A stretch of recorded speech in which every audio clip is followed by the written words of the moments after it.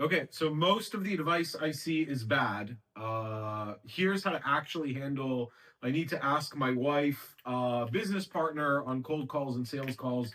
You guys are all missing the big picture. So it's 11 o'clock right now in Italy, but I have to film this because I've been seeing it all day and it pisses me off. So this guy, SMB Money Mike, he had a post that tell me you have no balls in low T without telling me you have no balls in low T. And the guy's like, hey, are you interested in moving forward? I need to know so I can look for a new potential partner. And he's like, oh, sorry, like my wife doesn't want me to do it, and we're a team. So the guy is like, listen, I've done this too. I was like, well, if you were like, I mean, I've been around, I've been in the sales world for a very long time. So I feel like most people say something like, they have low testosterone, they're not going to make it in business, they're less of a man than me, they would be a bad client. So I'm glad that we found out now. I don't like assuming things about people. Because it doesn't really benefit you. And these people can close just fine.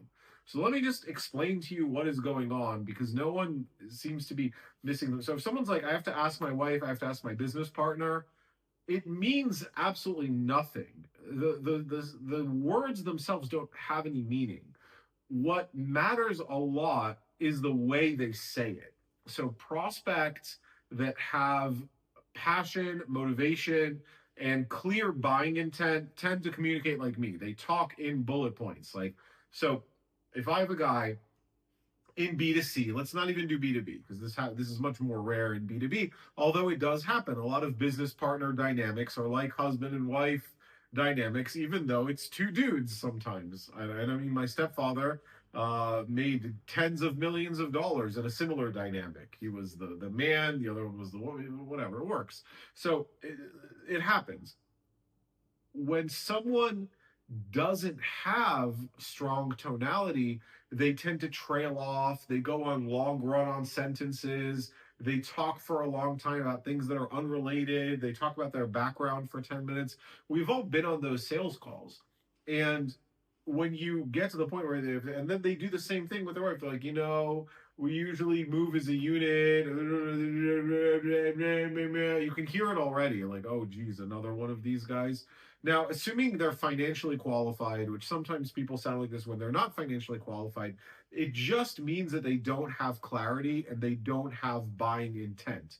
It doesn't mean that they're bad people. You want to avoid judging your prospects unless you absolutely must, because it's going to cost you sales. It's going to make you more bitter and jaded, and it's not a fun way to do business. You want to be able to think good of things about people until they prove you wrong 3 times. You're going to make the most money that way. If you just assume everyone is great until they really do something bad, you're going to make more money. There's a reason richer people in richer areas are nicer. So, what do you do? How do you push back on the show? So, okay, let's somebody ask their wife, but they say it this way. They're like, "Hey, we're closing on the house. The kids are coming back from private school tomorrow, and we're going on vacation. And I have to ask my wife, like, can we do a call in 2 days? Like, yeah, like I love that guy. I've closed that guy a bunch. They're great. They talk in bullet points. It doesn't matter. I have to ask my wife. I have to do this. I have to do this. The wire's coming. Okay, when's the follow up call? They'll close just fine.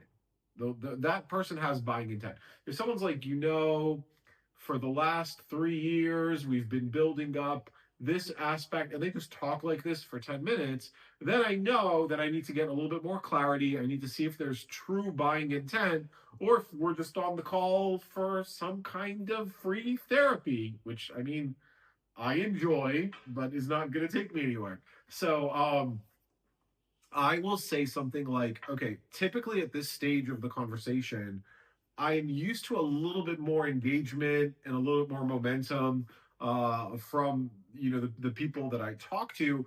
Is this really the right time? Can the business handle influx of leads, whatever? Like, will something break? Is there a benefit to waiting? Like, I just want to get clarity on what's actually going on, and then they'll talk, and then they'll get clarity. They'll be like, oh well, you know what? yeah, like we have good cash flow, but we lost a couple customers this quarter, and so basically you want to get them to the point where like, okay, it's tomorrow isn't going to be is going to be harder than today. So if we know we have to do it, we might as well do it. This is the cheapest thing that you could do that's going to give you the desired result. Let me send you more details. Let's reconvene in a few days or whatever. Like those prospects will also close just fine.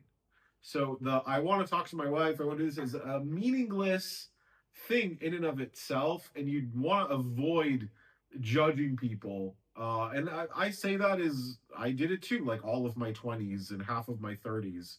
I was a pretty judgmental sales guy, and it works, but it doesn't work as well as what I just taught you. So what I just taught you in this video will actually make you more money instead of just a bunch of sales guys patting themselves on the back for not closing a guy who talked to his wife. Because wouldn't you feel better if you closed him? It's amazing how much you get along with people that give you money and judge them less, isn't it? Anyway, have a great day, guys. I'll talk to you tomorrow.